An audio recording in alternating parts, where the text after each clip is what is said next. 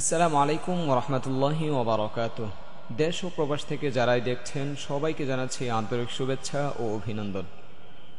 সম্মানিত দিনী ভাই ও বোনেরা, আজকে আমরা অনেক মহৎ একটি কাজ শুরু করতে যাচ্ছি, অর্থাৎ ৩০ ঘন্টায় কোরআনে কারীম শিক্ষা। আমি আশা করব এই ক্লাসগুলো যদি আপনি ধারাবাহিকভাবে পার্ট বাই পার্ট প্রথম থেকে শেষ পর্যন্ত আপনি দেখতে পারেন এবং ফলো করেন, এবং এটা যেই নিয়মে আমি পড়াবো সেই নিয়ম অনুযায়ী যদি আপনি পড়তে পারেন, তাহলে আমি বিশ্বাস রাখি, আমি আশা রাখি ইনশাআল্লাহ তাআলা আপনি হিফজখানার বাচ্চারা অর্থাৎ হাফেজে কোরআন যারা, তারা যেভাবে তাজবিদ এবং মাখরাজ সহকারে কোরআনে কারীম সহিভাবে তেলাওয়াত করতে পারে, আপনিও ঠিক তেমনিভাবে তেলাওয়াত করতে পারবেন। তবে আজকে যেহেতু প্রথম ক্লাস, তার জন্য একটু কথা বেশি হয়ে যাচ্ছে, কিছু মনে করবেন না। আপনাদের জন্য নির্দেশনা হচ্ছে, আপনি ক্লাসের শুরু থেকে নিয়ে বসবেন শেষ পর্যন্ত, খুব সুন্দরভাবে ক্লাসগুলো দেখবেন। এক। দ্বিতীয় নম্বর হচ্ছে, আপনাকে একটি কলম এবং একটি খাতা, শুধু এই ক্লাসের জন্যই এই খাতা এবং কলম ব্যবহার হবে, এমন একটি খাতা এবং কলম রাখতে হবে। বল কেন এই কলমটা এই জন্যই রাখতে হবে, কোন হরফটা কিভাবে উচ্চারণ হবে, কি হবে না হবে, কোন হরফ নিয়ে কিছু কথা থাকলে সে কথাগুলো আপনাকে, আমি যে কথাগুলো আমি নোট করতে বলবো সেই কথাগুলো নোট করতে হবে, তাজবিদগুলো মাখরাজগুলো এগুলো নোট করতে বলবো, ওইগুলো আপনাকে নোট করে রাখতে হবে। সো খাতা এবং কলম খুবই গুরুত্বপূর্ণ একটি বিষয়। পরবর্তী ক্লাস, পরবর্তী ধাপে যদি কিছু প্রয়োজন হয়, তাহলে ইনশাআল্লাহ তাআলা আমি বলে দেব যে এটা প্রয়োজন, এটা রাখতে হবে সঙ্গে।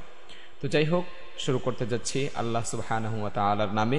আল্লাহ রাব্বুল আলামিন শুরু থেকে শেষ পর্যন্ত ক্লাসগুলো আমাদের সবার জন্য সহজ করে দেখ, আমিন। সবাই একটু পড়েন, আল্লাহুম্মা সাল্লি আলা সাইয়্যিদিনা ওয়া নাবিয়্যিনা ওয়া শাফি'িনা ওয়া হাবিবিনা মাওলানা মুহাম্মদ সাল্লাল্লাহু আলাইহি ওয়া আলা আলিহি ওয়া আসহাবিহি ওয়া বারিক ওয়া সাল্লাম। রব্বি জিদনি ইলমা ربي يسر ولا تعسر وتمم علينا بالخير. أعوذ بالله من الشيطان الرجيم. أعوذ بالله من الشيطان الرجيم. بسم الله الرحمن الرحيم.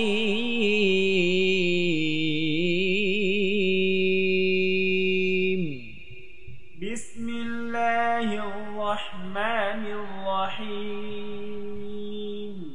আজকে আমরা হরফ পরিচিতি হয় নেব হরফগুলোর সাথে। হতে পারে আপনি হরফগুলো চিনেন, বাট আপনার অনেক হরফ হতে পারে এমন যে উচ্চারণটা আপনার সহি হচ্ছে না, সঠিক হচ্ছে না। সো আমি যেইভাবে পড়বো, যে হরফটাকে যেইভাবে আদায় করতে বলবো, ঠিক ওইভাবে যদি আপনার 100 বার প্রয়োজন হয় সে হরফটাকে 100 বার পড়বেন, যদি আপনার 500 বার প্রয়োজন হয় সে হরফটাকে 500 বার পড়বেন, যদি 1000 বার প্রয়োজন হয় তারপরও আপনি ওই হরফটাকে আপনি বেশি বেশি করে পড়বেন। তবে মনে রাখতে হবে, প্রত্যেকটা হরফ কিন্তু আপনার ভুল হবে না। যেই হরফগুলো আপনার ভুল হবে, ওই হরফগুলো ওই খাতার মধ্যে আপনি দাগ করে নেবেন, মার্ক করে নেবেন। ওই হরফগুলোর প্রতি আপনি বেশি যত্নবান হবেন এবং ওই হরফগুলোর প্রতি আপনি বেশি বেশি করে মেহনত করবেন ওই হরফগুলোর উপর। ঠিক আছে, ইনশাআল্লাহ তাআলা আমরা শুরু করতে যাচ্ছি। আলিফ ألف আলিফ ألف আলিফ। ألف.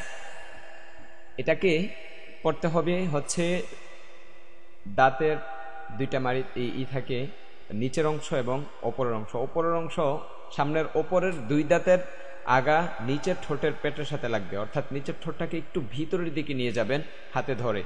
আয়না সাথে একটা রাখবেন, আয়নাটা দিয়ে দেখবেন আপনার এই দাঁতের আগা আপনার ঠোঁটে লেগেছে কিনা। আলিফ ألف আলিফ। ألف শেষে বাতাসটা বের করে রাখতে হবে, আর বাতাসটা চালু রাখতে হবে। আলিফ ألف আলিফ। ألف. বা با বা। با. এটা উচ্চারণ করার সময় আপনার ঠোঁটটা স্বাভাবিক অবস্থায় থাকবে। আবারও বলছি, ঠোঁটটা স্বাভাবিক অবস্থায় থাকবে এবং এক আলিফ টান হবে, ঠোঁটটা ভিতরের দিকে চলে যাবে না, ঠোঁটটা স্বাভাবিক অবস্থায়। আমরা দুই ঠোঁট বন্ধ করলে, দুই ঠোঁট মিশালে মিলিত করলে, একসাথে করলে, একত্রিত করলে যেরকম অবস্থা হয় আমাদের ঠোঁটের স্বাভাবিক অবস্থা, ওই স্বাভাবিক অবস্থা থেকে উচ্চারণটা হবে। বা, ba, আলিফ, alif, বা।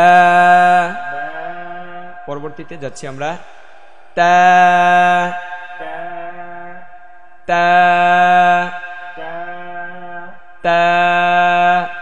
ta, এটা মাখরাজ হচ্ছে জিহ্বার আগা সামনের ওপরের দুই দাঁতের গোড়ায় লাগিয়ে, জিহ্বার আগা দাঁতের গোড়া, হ্যাঁ, তা। ta, এটা পাতলা হরফ, এটা যেন ত, ত না হয়ে যায়, কেমন তা। ta, বাংলা ভাষী যারা আছেন, তা ত আকার তা বাংলায় আমরা সহজ নিব, চাপ নিব না কোনো, একেবারেই সহজ এটা ভাই। তা, ta, তা, ta, থা, ta, থা। ta, এটা জিহ্বার আগা সামনের ওপরের দুই দাঁতের আগা, হ্যাঁ। তবে আপনি যদি জিহ্বাটা বেদ না করেন, জিহ্বার আগাটা যদি সামনের উপরে দুই দাঁতের আগায় না লাগান, তাহলে আপনারটা সা, সা হয়ে যাওয়ার সম্ভাবনাটা অনেক আকারে বেশি থাকবে। কিন্তু আপনি একবার খেয়াল করে দেখেন, একবার বের করেই দেখেন, জিহ্বার আগাটা একটু বের করে দেখেন, দেখবেন আপনি কখনো সা উচ্চারণ করতে পারবেন না, এটা হ্যাঁ হবে, নরম হবে হরফটা। জি, হ্যাঁ। ta, সায়ের ওপরে কিন্তু 3 নোক্তা থাকে, হ্যাঁ, তায়ের ওপরে 2 নোক্তা, বায়ের নিচে 1 নোক্তা থাকে। ta, next gym, jim, gym, jim, gym. jim,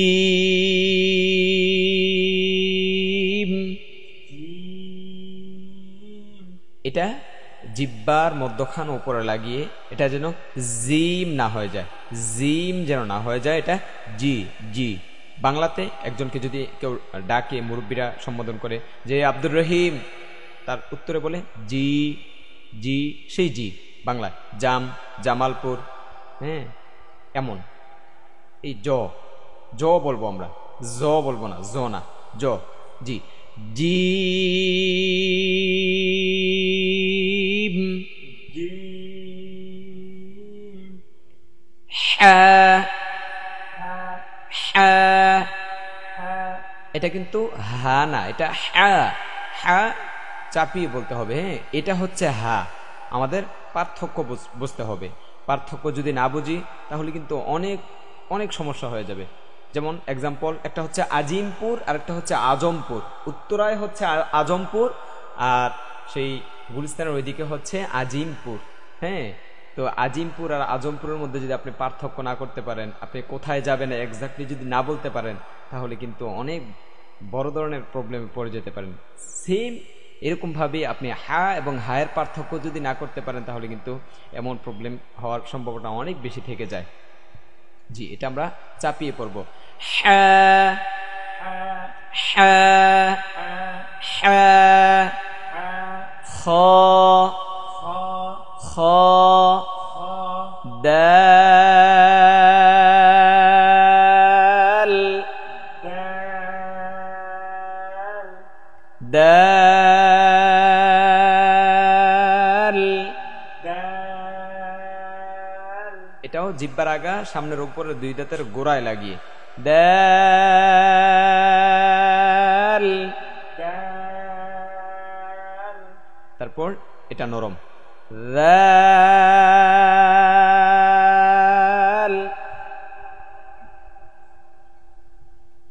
dal, দা, জিহ্বার আগা সামনের উপরে দুই দাঁতের আগায় লাগিয়ে দা, দাল।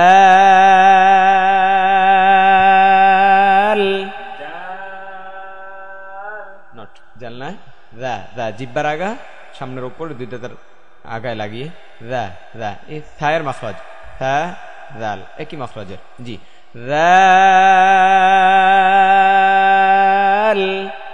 dal,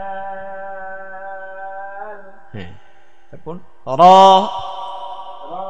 ra, র, ra, র, ra, এ র না, হ্যাঁ, র,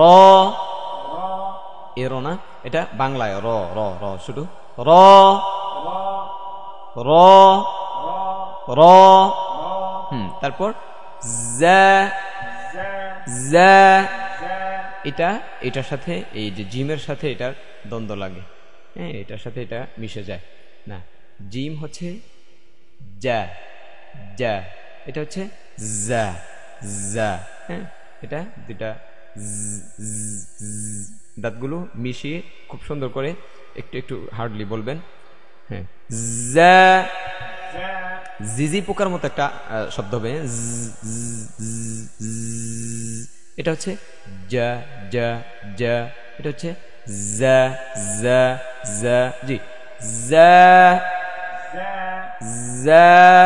زا সিন, سين এটা বলতে হবে সা সা সা সা সি, এমন এমন করে, হ্যাঁ, বলতে হবে সিন। سين শিন, شين স, এটা মোটা হরফ, স স সদ, صاد হ্যাঁ। দ, এটাও মোটা হরফ, দ দ দদ। ضاد এখানে লক্ষ্য করার বিষয় হচ্ছে, এখানে যদি আপনি ব ব এবং মোটা করে না বলতে পারেন, তাহলে এখানে আপনার এই দালের সাথে দদটা মিশে যাবে, একরকম হয়ে যাবে, দা দা, ওয়ালা দলিন ওয়ালা দলিন দলিন, ওয়ালা দ দ দলিন। আর যদি আপনি দদ মোটা করে না বলেন, তাহলে ওয়ালা দলিন, দাল হলো, হ্যাঁ, ওয়ালা দলিন, দদ দাল না দদ, দ দদ।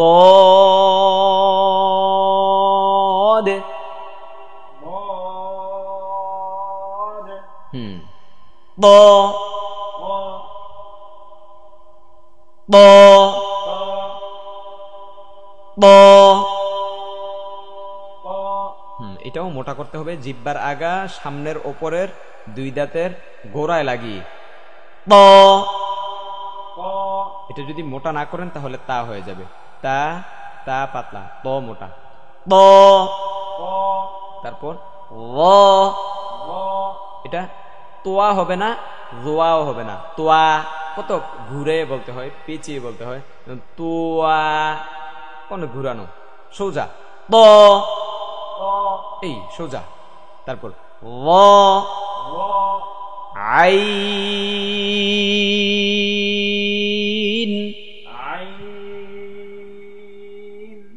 এটা হায়ের মাখরাজ থেকে আ, গলাটা চাপিয়ে হাও, গলা চাপিয়ে আইন, আইন।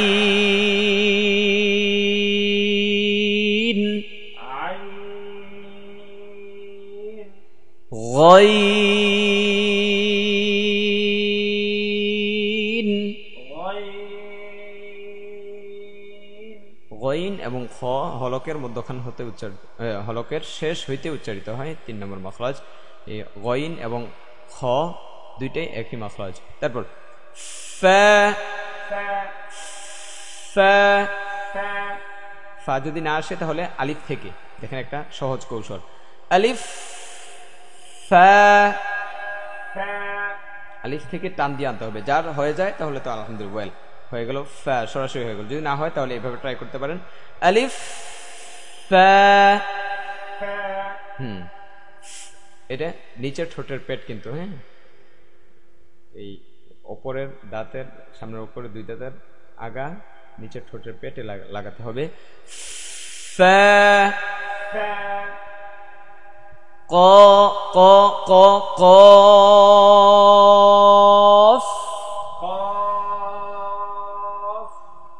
ক, এটা মোটা, হ্যাঁ, ক ক, বাংলায় শুধু ক, কফ।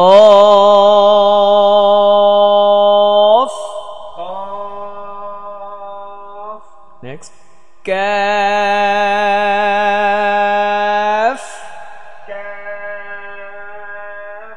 বাংলায় যদি এটা বুঝতে চান তাহলে কয়ের মধ্যে শুধু ক উচ্চারণ করলে ক লা, লা বাদ দিলে ক, ক ক, এই শুধু ক এটা।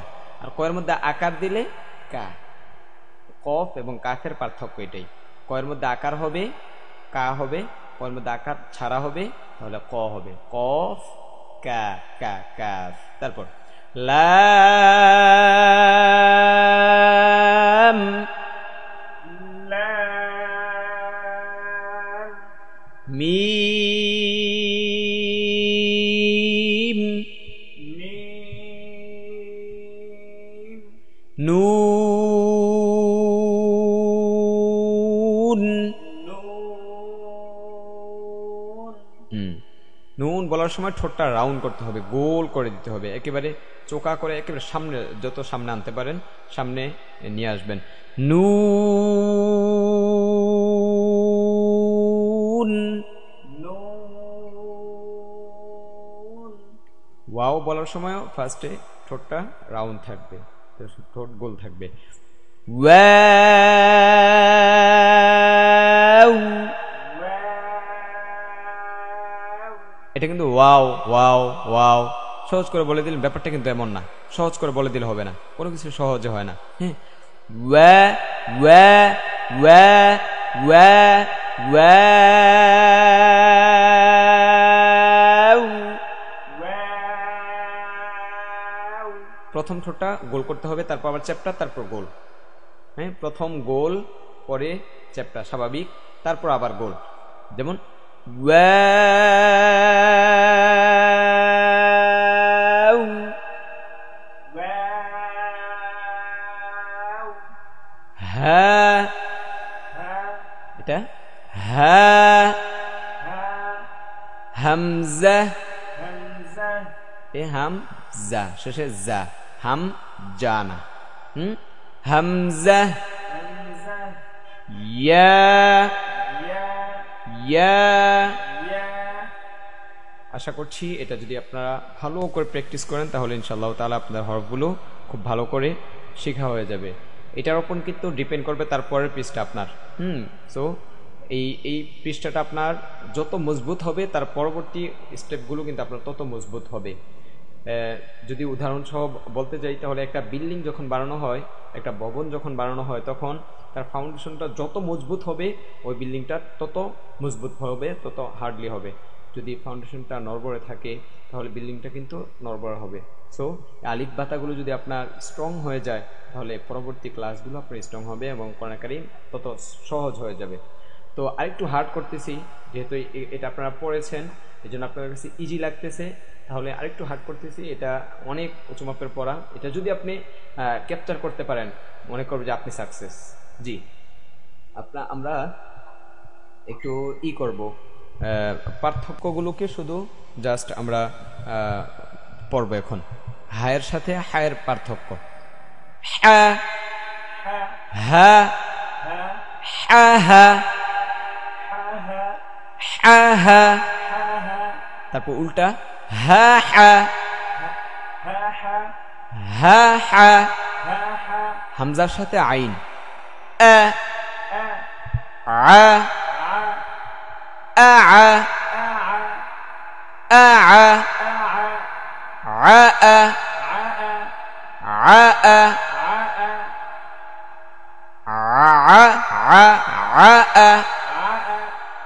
আ আ তারপর জায়ের সাথে জিমের জা জা জা জা, আবার উল্টা জা জা জা জা। তারপর টায়ের সাথে তয়ের তা ত তা ত ব তা ব তা ব ব তা। হ্যাঁ, সিনের সাথে সদের সা স স সা। দালের সাথে বদ দা ব দা ব ব দা ব দা। আয়া ইয়া আ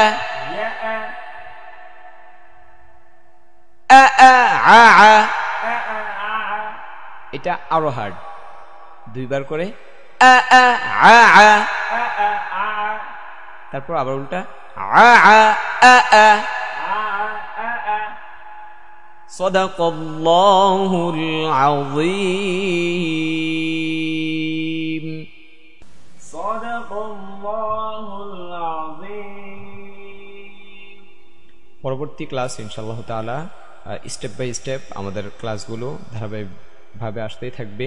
সেই পর্যন্ত আপনি অপেক্ষা থাকেন, এবং আমাদের ক্লাস যদি ভালো লেগে থাকে, যদি আপনার মনে হয় যে এভাবে পড়লে আপনি এভাবে যদি প্রত্যেকটা ক্লাস শেষ করতে পারেন, তাহলে আপনার কোরআন কারীম খুব সহিভাবে আপনি পড়তে পারবেন। যদি আপনার এমনটা মনে হয়ে থাকে, তাহলে আমাদের এই পড়াগুলো, এই শিক্ষাগুলো আপনি অপর ভাইয়ের কাছে পৌঁছে দিতে পারেন, অথবা এই ভিডিওগুলোর দাওয়াত ওনাকে দিতে পারেন। আপনার দাওয়াতের মাধ্যমে যদি অন্য কেউ শিখতে পারে, তাহলে এটার সওয়াবের একটা অংশ আপনার আমলনামায় আল্লাহ সুবহানাহু ওয়া তাআলা অ্যাড করে দিবেন। তো সর্বোপরি রব্বে কারীমের কাছে বলবো যেন আল্লাহ পাক রব্বুল আলামিন আমাদের জন্য, আমাকে এবং আপনাদেরকে কোরআনে কারীম সহিভাবে পড়তে খুব সহজ করে দেয়। সকলে বলুন আমিন। ওয়া আখিরু দাওয়ানা আলহামদুলিল্লাহি রাব্বিল আলামিন। আসসালামু আলাইকুম ওয়া রাহমাতুল্লাহি ওয়া বারাকাতুহু।